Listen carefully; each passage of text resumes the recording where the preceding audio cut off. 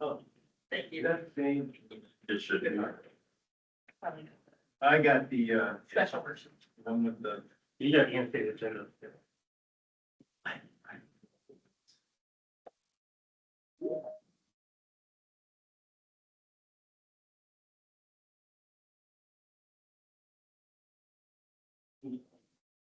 And it helps to share my screen. Yeah. It did. Okay. I know, I was wondering. We felt we have so much going on. And you're. You got a big vote. I'm gonna do this. I got Cody and Shara are over there handling governance and policy, so. I think we could do, we're gonna also do an executive meeting next. So. Oh, this is the Yeah. day. This We're is the locked day and everything loaded happens. today. All right, we are recording, so. Thank you. I've got one, thank you very much. Welcome, members of the public. We're waiting just a couple of minutes. We've got one member we're waiting on to achieve quorum.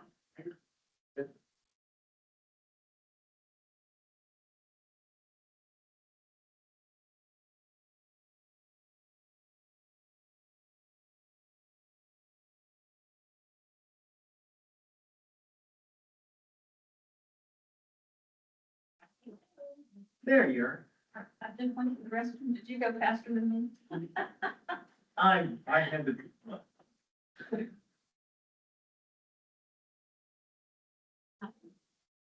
I believe we're right. Hello. Right. How are you doing?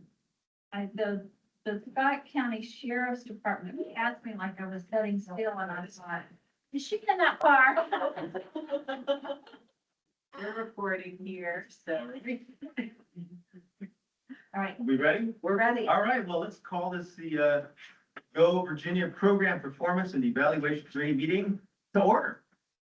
Thanks, everybody, for joining us today for this committee meeting. Before we get started, I'd like to read the protocols regarding our hybrid meeting today.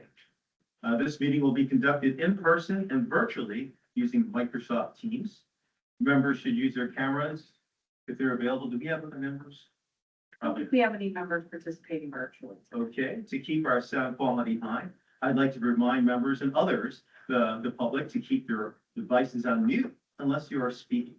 This meeting will be recorded and minutes will be provided. First, Billy, can you conduct the roll call? Sure. Ms. Nancy H. I'm here. Mr. Jim Ching. Here. Mr. Cliff Lee.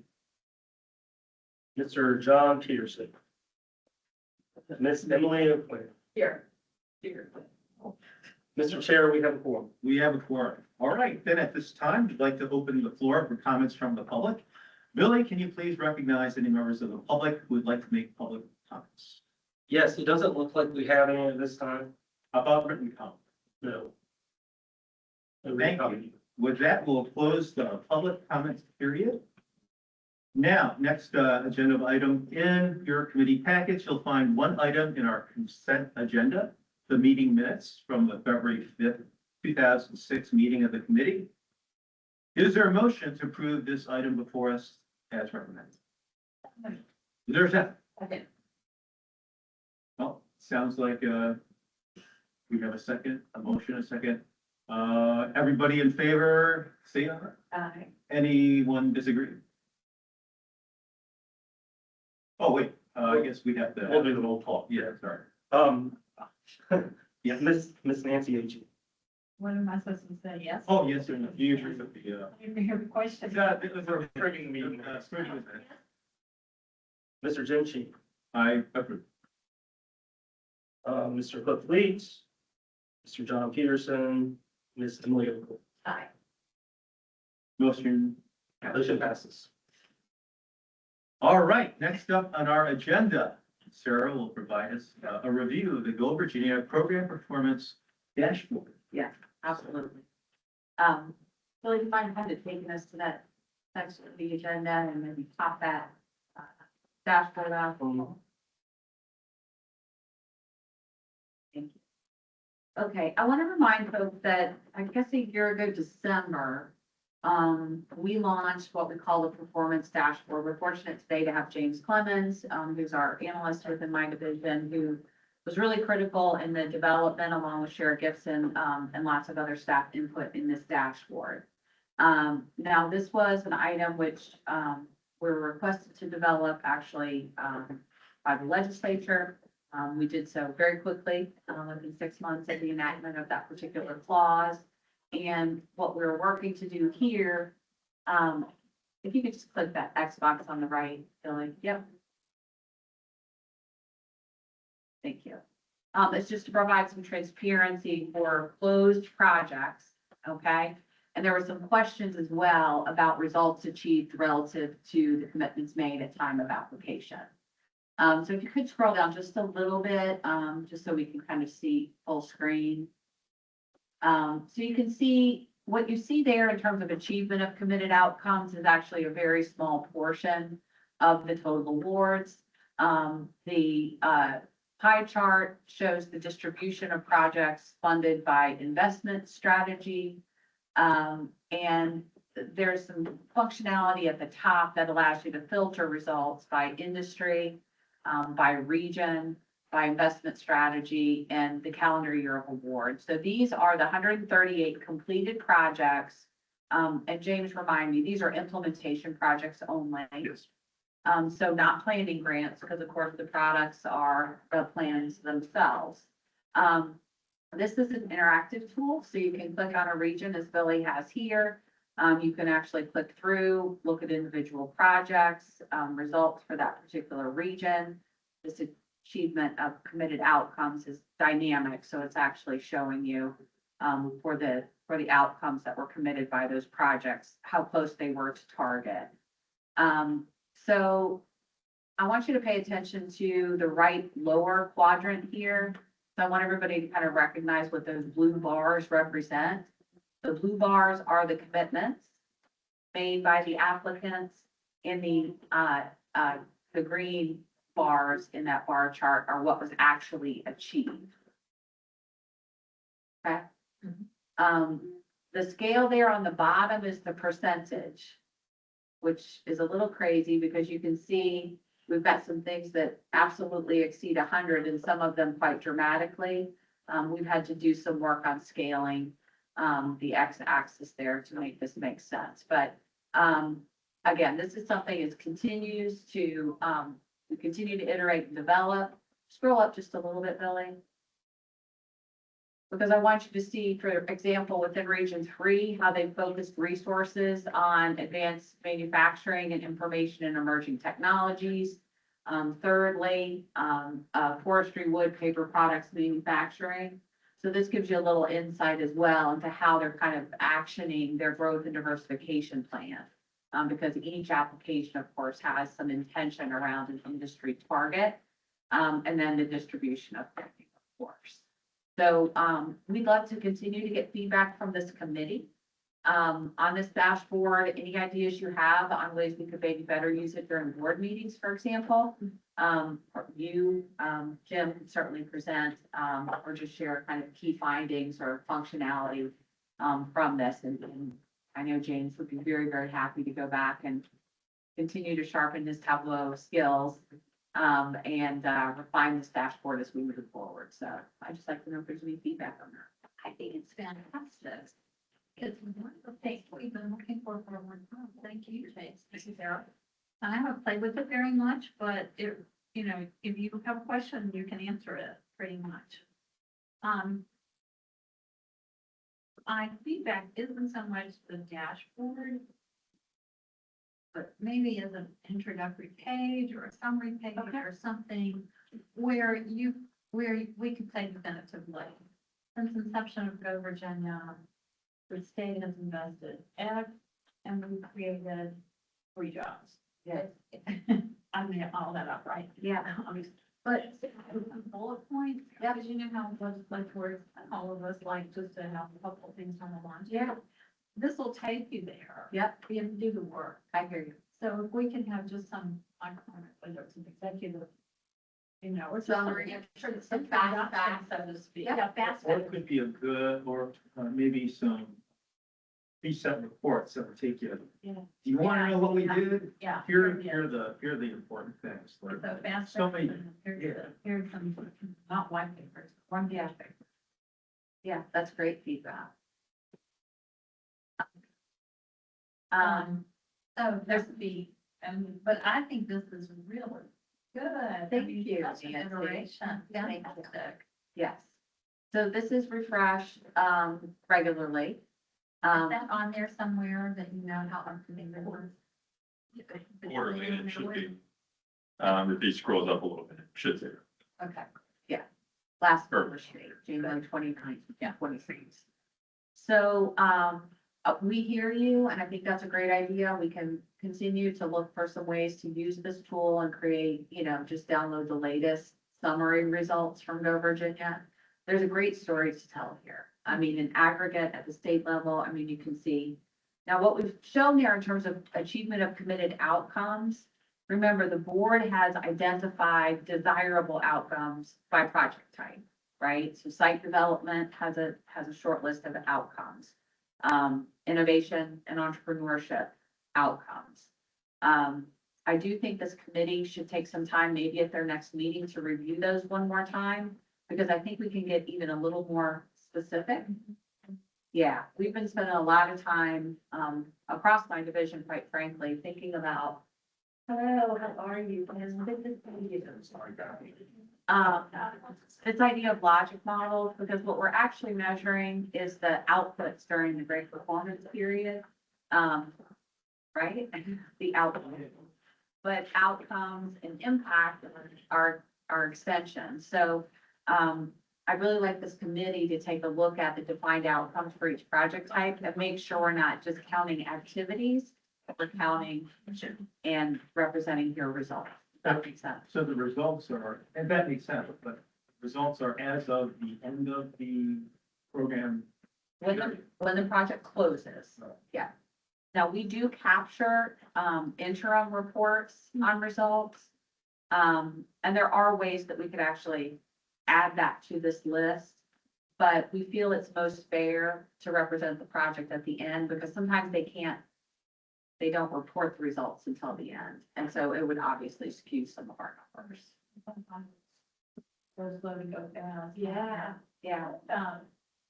Anything beyond scope of our committee and coverage in general, but maybe, anybody can look at something that it works, and I'm sure there 5 years later. It's on the agenda, Nancy, so thank you for bringing that forward.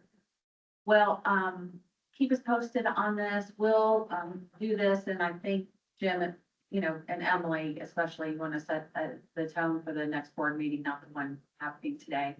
But if this is something that you guys would like to share on the regular, then we can certainly prepare like a high-level executive summary, Jim, and you could take folks to the dashboard and speak to one region or one investment strategy. And we do have some ideas about testing the sustainability hypothesis.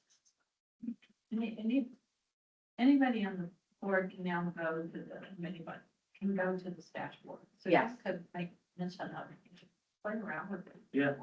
No, I think. Yeah. How would you test sustainability? Track it after the.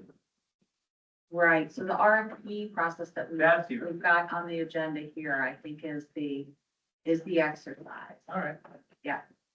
Yes, and this is available on the DHCD website, the Go Virginia landing page, which admittedly is a little bit buried, so we can continue to talk about ways we can get this kind of out of our own atmosphere, if you will.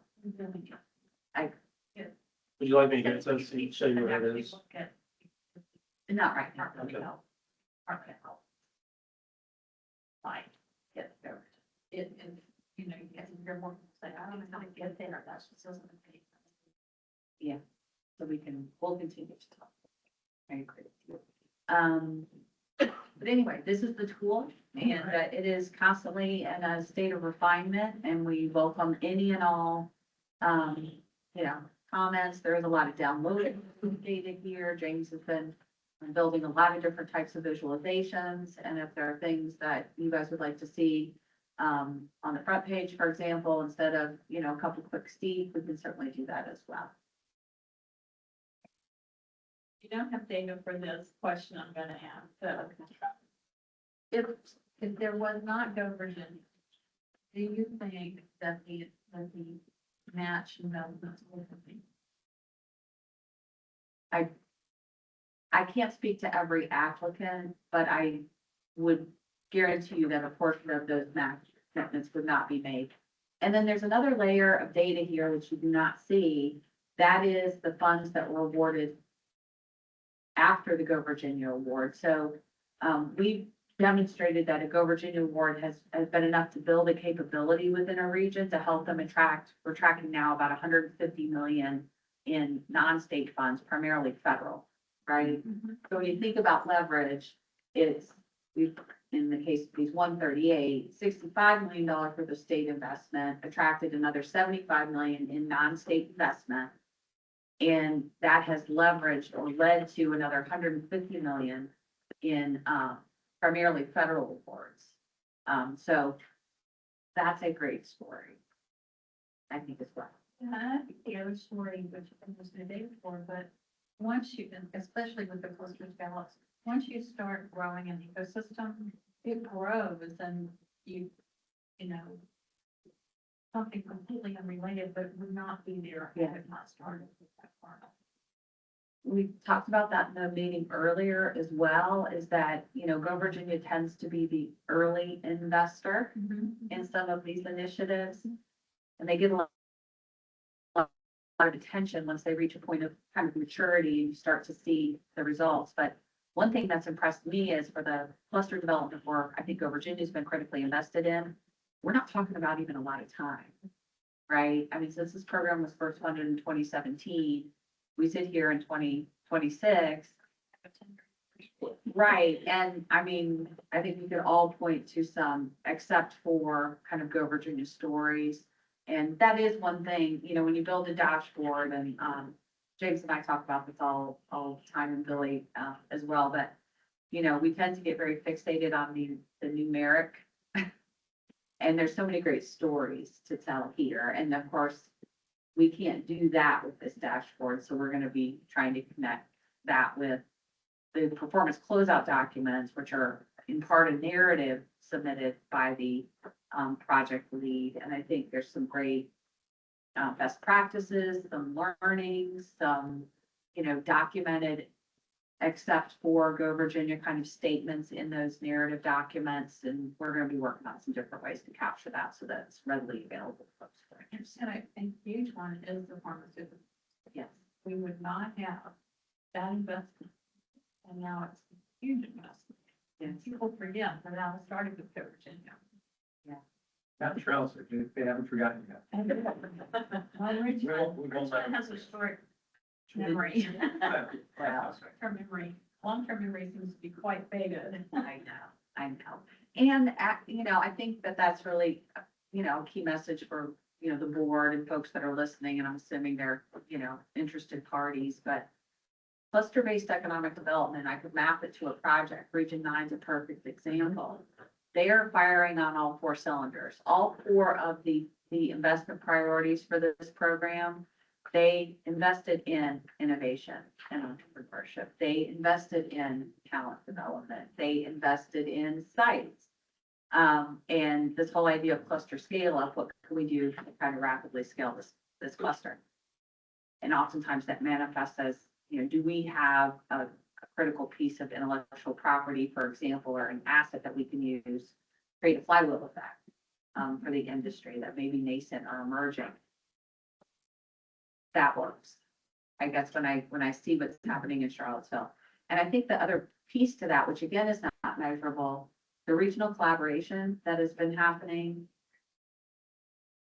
I think Charlottesville has moved into a new era, and many other regions as well. So I think that's something very critical. Could you click on Region 9 for me, Billy, just real quickly on the map? Thank you. It's fantastic. Okay, Corey, I'm sorry. Yeah. So, you see Region 9 highlighted, the inset map there. The intensity of the green shows the number of times that particular locality participated in a project. Oh, that's interesting. Right? I think if you hover over it, it may, People that want to draw the. right? So you can click on that and you can see that Charlottesville participated in 10 regional projects, Louisa 8.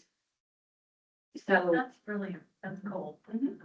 Very cool. yeah, James is, and the team have been, really doing a lot of work. So, thank you.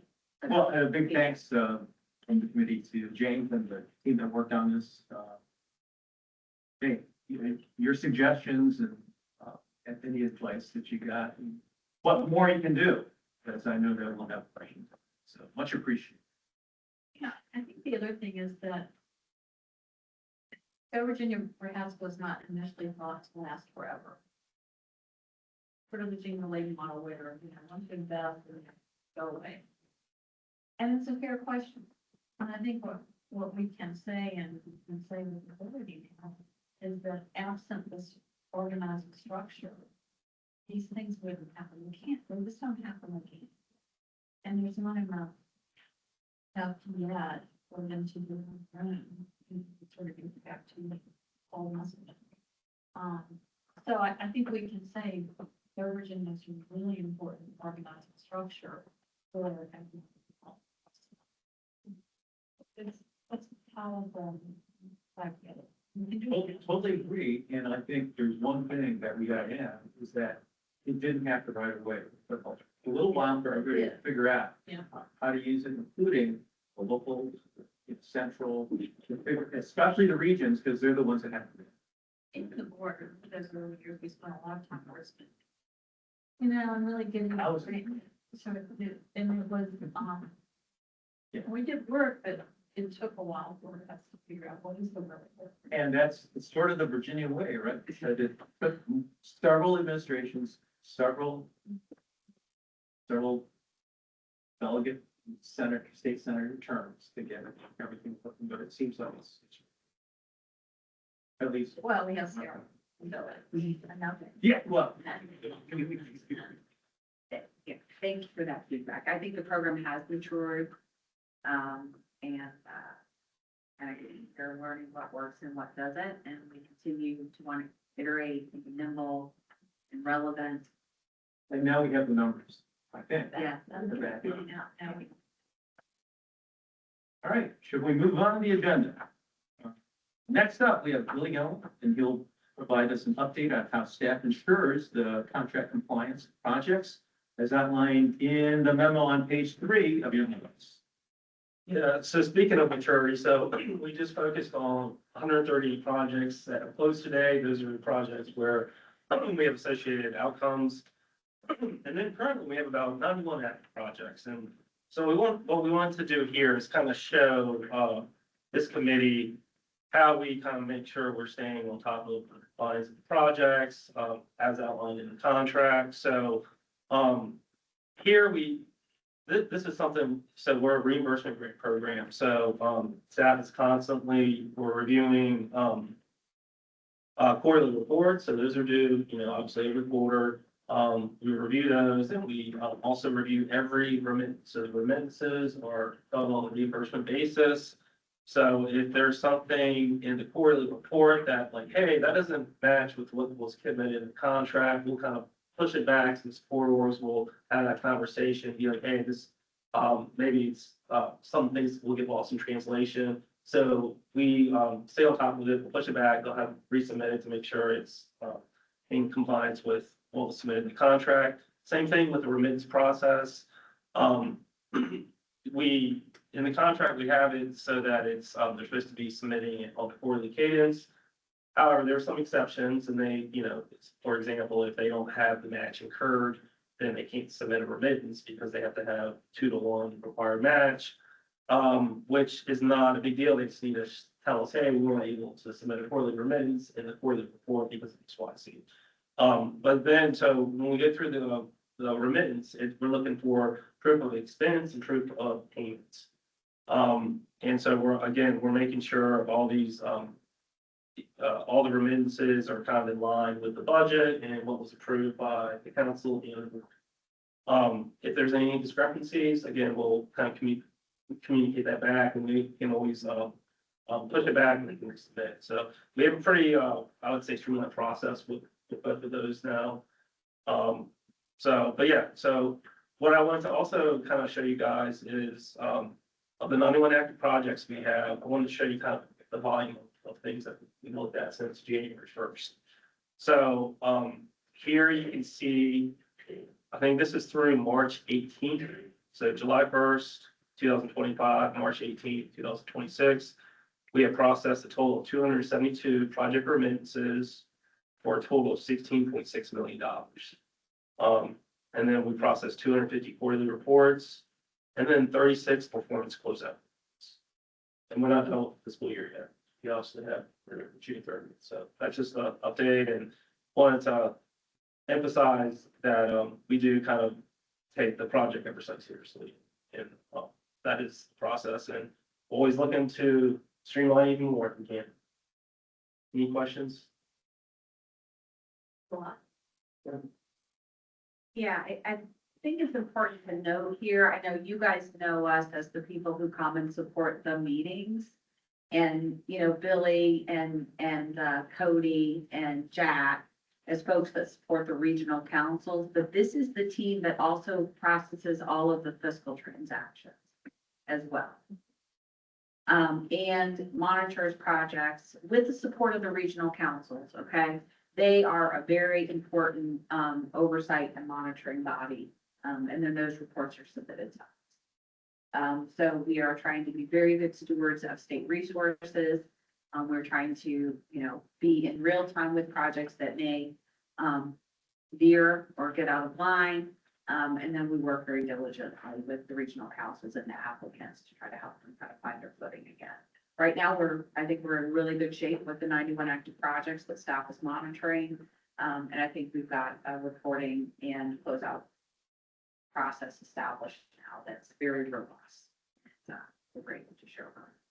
So when you send in a quarterly report, you take it, read it, you give them feedback?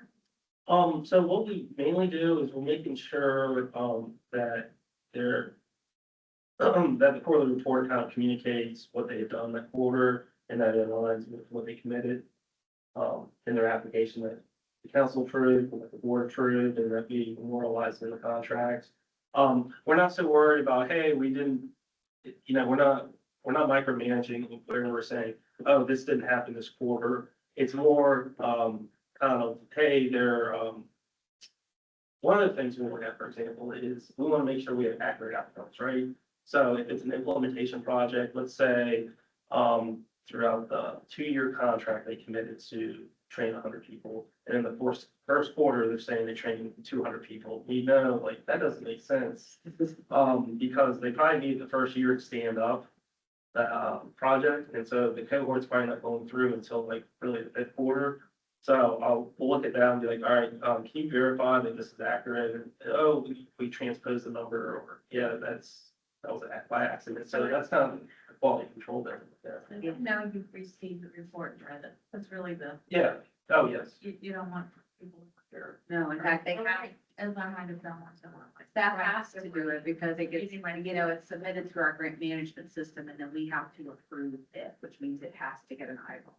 Yeah. Great. Yeah, so, and yeah, I outlined more details in the memo, where, yeah, we talked about the CAM system. It's the centralized application management system that we use, proprietary software that DHCD uses to manage all our projects and the application and the projects.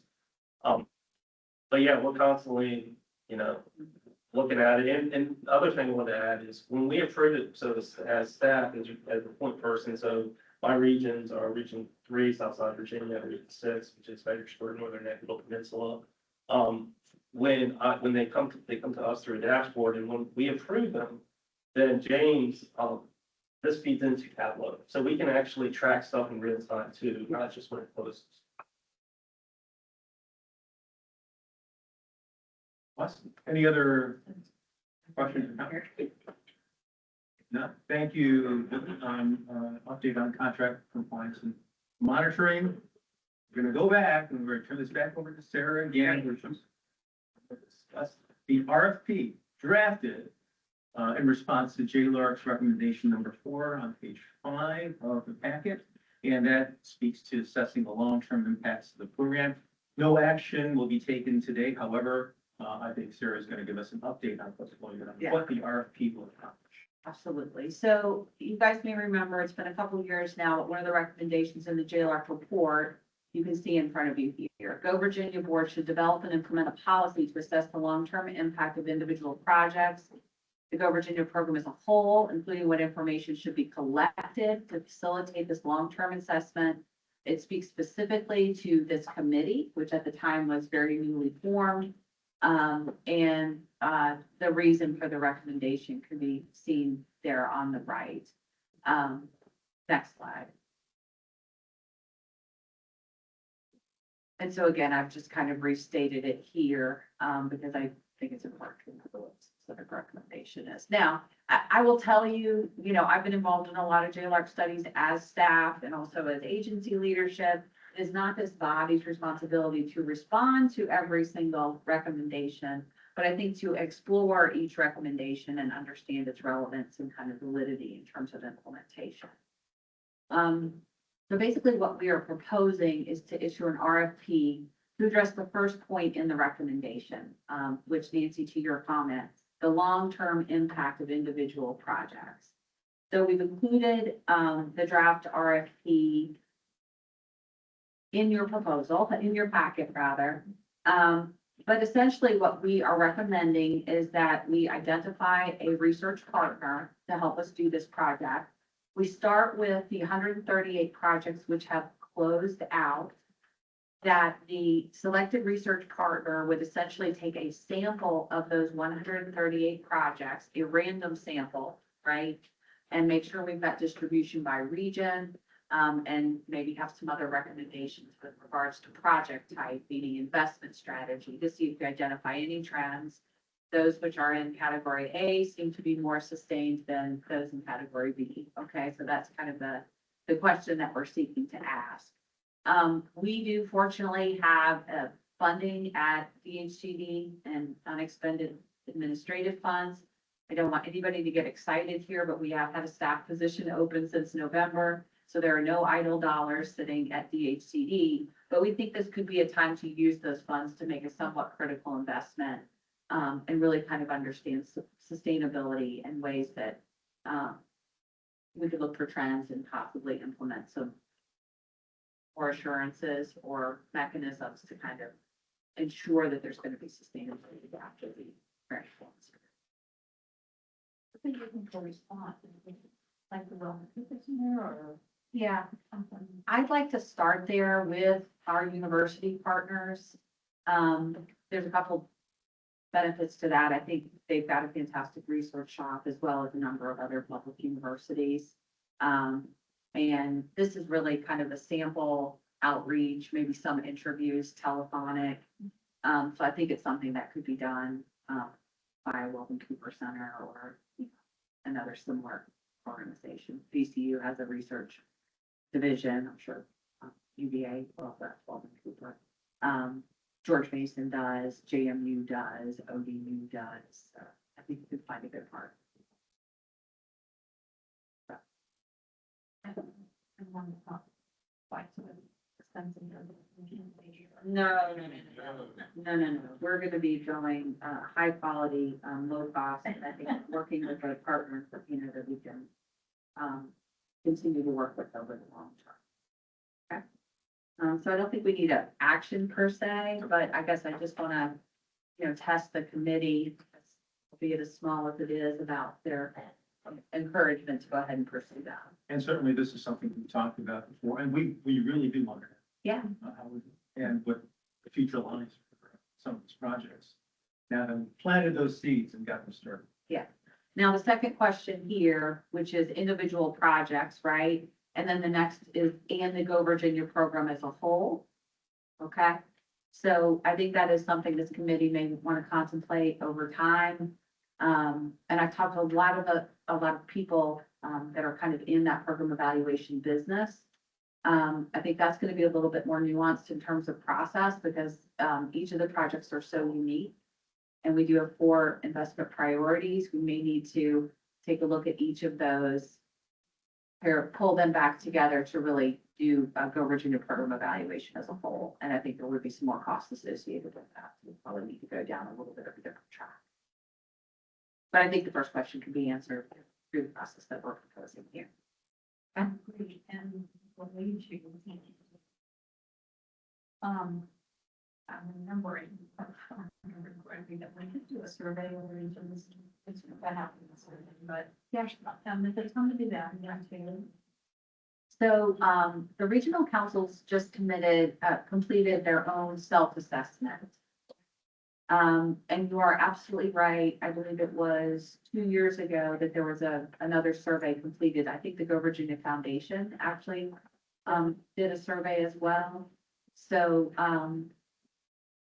let me ask a little bit more about what you hope to kind of glean from the survey. If nothing else, we asked the regional members, the value of their Virginia. And well, as well, the relationship. That we have. It would be useful. Okay. Good. I'll bring that up to John King. He's chairing the Regional Council Committee and really working, I think, to strengthen the relationship between the state board and the regional councils. So I'll bring that back to that committee and I'll double check on the timing of the most recent public satisfaction survey. And I think that would be a good exercise to repeat on a regular cadence. I think so too, and every 2 years is more than enough. But that'd be helpful. And I don't recall the questions and, yeah, sure, the questions are more answered.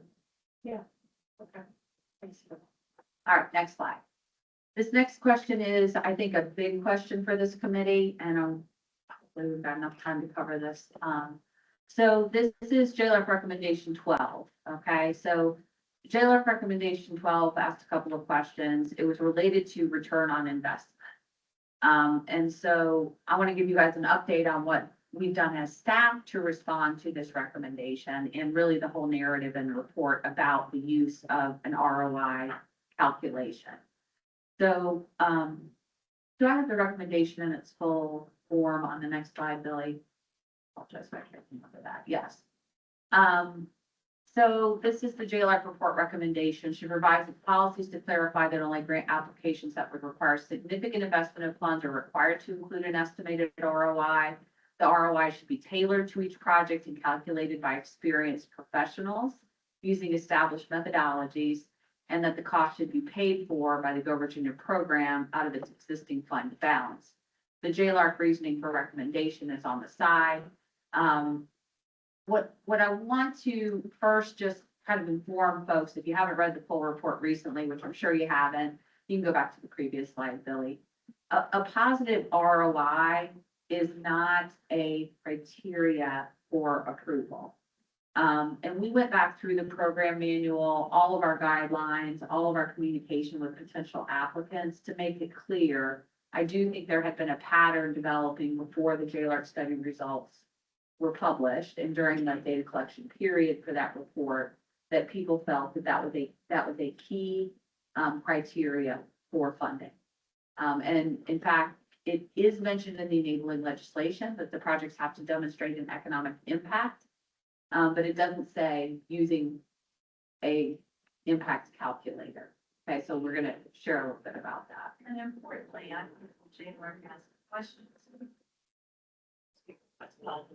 We used terms like return on investment widely. Yes, It didn't necessarily mean using an actual tool for return on investment. there are lots of ways to talk Yeah. about So that's, economic benefit. Yeah, absolutely. And we think we capture that in the application. We've done a couple of iterations on the application as well to just create a little more space to provide a narrative about the expected economic impact in the region that isn't tied so closely to what really is a fiscal return on investment calculator for the Commonwealth. It is it is admittedly a very crude tool.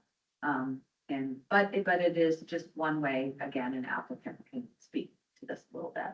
So we have two questions to answer together. One, does this body want to recommend an award threshold determination for requiring an ROI calculation?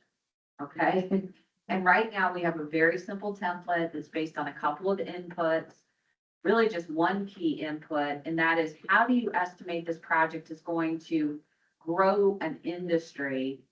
And when we say that, we mean specifically create jobs within an industry during the grant performance period and beyond. And it's very time bound. We do it at 3 years and 5 years, nothing in between, nothing by extension. And sometimes those are positive or negative. Billy's sharing an example of the current ROI template. So it is a simple Excel calculator. The Go Virginia request is input by the applicant. Additional state leverage, if there are any other state resources, that's entered. And then the table you see below, year 1, year 2, year 3, direct jobs created is input by the applicant, oftentimes with the support and help of the support organization. The average salary or the wages for the particular jobs that will be created in years 2 and year 3. And so you can see this project example. It is only calculating really the state's return in a very, very simple way. It's looking at state income tax revenue generated by the increased employment and sales tax revenue generated by the increased payroll, right? There's a very simple model that says of my earnings, I'm going to spend third, I have asked Billy because he knows a portion of it, and then there's going to be sales tax imposed on those purchases. That's it. Next one. And this is, again, a simple 5-year. The idea here is most of our projects are 2-year projects. In this example, there aren't any year 1 results, but many times there are. There's a 2-year grant period. So really year 1 should be year 1 outputs. Year 2 should be year 2 outputs. And everything after that should be after the project reaches a steady state of operation, right? It's reasonable to think that they'll continue to keep producing those outputs over time. And you can see by extending the time out, the total state revenue generated grows. And so we end up presenting here a positive ROI at year 5, but not at year 3. So we're saying there's professionals that are gonna work on it. Well, these are the options that I'm going to present to you. I just want to tell you what we're doing today. Okay, could you go to the threshold? So we're going to have that conversation first. The first question posed that I would like to ask to you is, do you think the Go Virginia State Board should establish a threshold, meaning an over/under, no ROI template, which is just an attachment essentially to the application, and over, there should be. And that's certainly the state board's discretion. So the question would be, if we don't, then you're gonna get a phone call every time, or someone's gonna get a phone call every time. You need to- About 2 years from now, and say, why did you do that? So James, we gathered some data. Can you hold this one? Or James, ask James. James, can you put in touch with Jack? Thank you. This is just average award size. We basically just built this whisker chart to show you of all the projects that have been approved, like what's the funding range. The average award is about 544, total awards 56 million. For competitive, you can see the average award is quite a bit larger, as you would expect. But the real question is, do you guys want to advance a recommendation to the state board to consider a dollar threshold? ROI, no ROI. And again, it is just an attachment, it's an addendum, if you will, to the application, but right now it is a required element of the application. Certainly, we don't have to answer. today, right? You don't, We can do it at our next meeting of the committee. yes. Decide then what do we have? But it seems to me like if you don't provide some guidance, then they're gonna be asking you, do you need an ROI?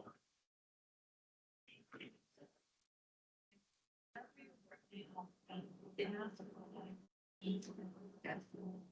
And your thought changing to not every award, but just an agenda. I'll have to answer that. Well, I think the question is, do we want to require it for projects that exceed a certain dollar? Currently, we, plan and we don't require. Correct. Anything that we can demonstrate for real. The Well, planning planning, grant, they don't have any yeah. outlets. Well, So it's Dave, only out. No, I have to say my initial reaction is, yes, of course, there's a certain threshold, we're spending the state's money, you gotta know if there's an ROI. Counter to that is, what are we trying to achieve? Because with the larger dollars, you may actually have a lower ROI. So if you're trying to say, we got a great ROI, you might want to do it on the lower. You know, it's Yeah. not actually a simple answer. It's sort of, what do you want to do with the information? You just want to be a purist and say, here's what we thought the ROI would be, and go back and like what it was. Or are we trying to, be wise about $1 dollars, and so we can look at the ROI and be prepared that someone's gonna ask that question. Well, 3 years from now, I'm not gonna have answers. That doesn't. Yeah, I think you gotta remember the moment that this research was happening. I think folks were very sensitive and felt, I think some regional councils felt if we don't have a project that has a positive ROI, it's not gonna get funded. I think the board has demonstrated their tolerance for a little bit of the unknown and longer term, patient investors.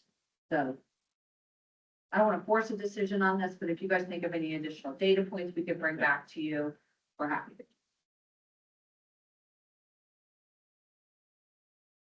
I mean, we're, All right. we're not able to capture historic ROI. I mean, it's all estimates. Some of them, and very few have gone 3 or 5 years. Right, so another one of the challenges, and it is a break in our current process, is let's just say you have a workforce development application that the big output is trained individuals, right? To get an input for our current ROI calculator, you've got to convert those trained people into jobs. And is it 100% of the people trained? Is it 70%? We really leave that up to the applicant to do the conversion. It's really for illustration purposes only, so I don't want to put too much weight on this portion of the application itself. But I just, you know, again, we would like to at least be able to report to JLARC, the board has considered this matter. They're moving in this direction, not moving at all, et cetera. Just to your example, what we did was retraining. Yeah. So the person, so it wasn't a new job, we kept the person from the losing job. Yeah. Their salary didn't go up, so the state income tax didn't change. Very hard to show an ROI on that. Well, loss avoidance, you can't actually put negative numbers in the calculator. Assume I- they will go. I agree. But we can discuss more because I don't think we're gonna come up with that answer. Okay, Yeah. let's move on to the next slide. So, we've kind of talked about this a little bit. It assumes a level of job growth is expected to occur, which is of course one of Go Virginia's commitments, right? In the targeted industry as a result of the project. It is simply fiscal return to the Commonwealth calculator. It estimates state revenue, increases. And it requires a couple of inputs, as I mentioned, the number of jobs created, which may or may not be an outcome of a particular project, but adjacent, right? We're gonna train more people so that the industry can grow, and the wages of the jobs created. Next slide. Keep going. Go back up just real quick.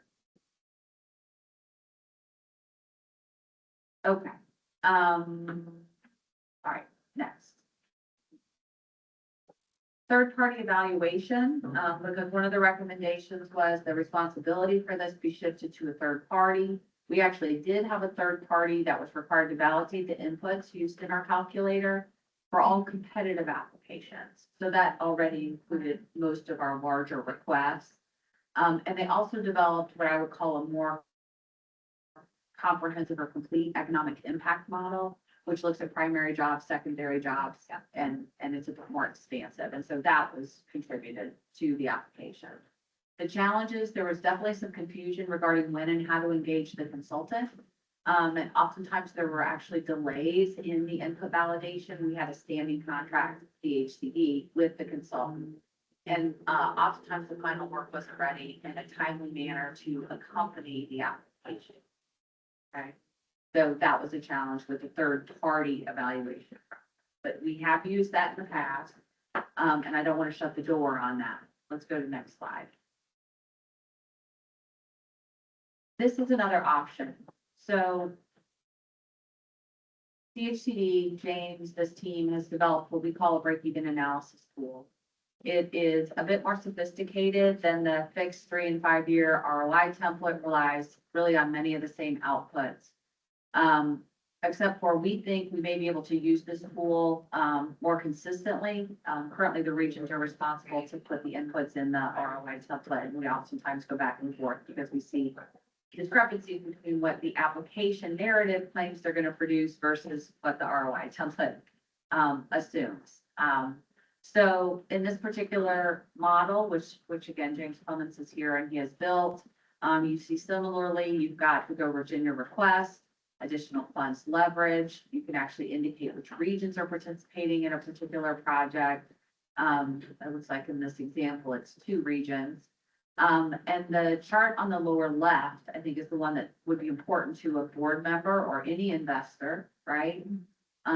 What it illustrates here is in years 1 through 4, we are in a negative position, but in year 5, this project shows that it's going to start producing positive revenue, and you can see how that changes over time. So this is an alternative, and we've been experimenting with this type of tool. It does rely on jobs as an input, wages, which we've actually got some data ourselves, so we can control a little bit the wage data, and typically we just use the average wage paid by the industry that the project is designed to report, and it self-calculates. So if we move to this type of model, we would still need to work with the applicant and the regional council on the estimate for the jobs, but then we could perform this. So that's another option with existing staff resources. I think the ability to capture something like ROI has always been part of Virginia's economic development difference. Yeah. Is that many places they don't, but then, ROI is very subjective, especially in the beginning. But at least we need to show the citizenry, the board, or anything like that, that we're using funds responsibly. And yeah, it's just one way to show it. Yeah. In other, like VDP, it's always ROI. I know. Why? It's a different kind of investment. And it's a different kind of investment. The break even may be better, right? Because ROI is still an example. We wanted to show an example break even. So folks are getting so focused on I got to get positive 3, I got to get positive 5. And with this approach, it's like, when is it going to break even? You don't care if it happens in year 3, year 5, year 6, but it's just to give us an understanding of if the project continues. You gotta have a path, right? You gotta show The pathway. the intent. Yeah. Yeah. So this is, we just wanted to share with you again, a little bit of an experimental tool that we've been developing that, may be a bit more sophisticated than our current ROI template. And we would, if adopted, just request the inputs for the model, and then staff would actually develop the ROI. It's a homegrown tool. It is. Will we be criticized for that? It's based on the same fundamentals, and we could certainly have it vetted by, some third-party organizations. I think it makes sense, but I will say- want to be an outsider and say, well, yeah, you can direct the tool to get it. The tool we use, the fiscal calculator that Eric showed, that, for all per capita projects, that was a very great tool since the beginning of the program. When we were using a third party, they had like a hybrid, so they used that as a fiscal calculator, but then they also incorporated their broader economic impact Yeah. green plan. So. There's advantages of just using homegrown versus, third party. Yeah. It just. And then we've got resource constraints. I mean, our budget has not increased for administration of the program since 2017. And so, the fact that we do have some small funds to devote towards this RFP project are really just a product of, we've had a staffing lapse, but, we would need to understand more clearly, what the total expense would be if we hired a third party. We clearly cannot use the competitive fund or any per capita funds or capacity building funds because it's so prescribed in the budget. So we would be limited to the administrative fund that DHCD has been allotted to help organize. Okay. So at a later meeting, I'd love for you guys to really answer these key questions. Should the program define an award level where an ROI calculation is required, or should it remain current and just say everybody's going to do it? It's one of many evaluation criterion, and it's important, in the name of transparency, to include it. And then the second is who should do it? And these are the options: applicant using the existing model, which is our current method. We give them the template, they enter their data, they send it back to us, essentially as an attachment with the application. Staff using the existing model, so we could not put that tool in their hands. For example, we could say, give us the inputs, we're gonna run the calculator and do our own validation, typically on wages, typically making sure that the application itself, the narrative matches up with this. Third party using applicant inputs, again, there's a cost associated with that. We've got experience doing that, some positive, some negative. And the last would be staff using this enhanced model, this break-even analysis tool that we presented to you today. So, or you guys can take no action at all on either of these recommendations. So, We're a board of management. but I want to be able to report back to JLARC because they do knock on our door and ask the question, could you tell us the status of this report's recommendation? And we like to at least be able to say this committee, for example, deliberated, chose not to take action, or this committee deliberated and took action in this way. And then we can mark up and check. Can I ask this question? So of the who should perform it, if we did existing model and then you did the new model, that's basically a good two-way street. As in, is the applicant transparency and expectation, but then it gives us an opportunity to validate the validation. But still a kind of a con when in terms of breaking them. Yeah, I think that could be a hybrid, Nancy. I think that's great. In fact, we've talked about experimenting again with our break-even analysis tool, kind of running it in tandem to our current process to see what we learn. So yeah, thank you for that. We'll keep looking for opportunities. But obviously, the break-even analysis tool has got some more bells and whistles. James is our resident expert.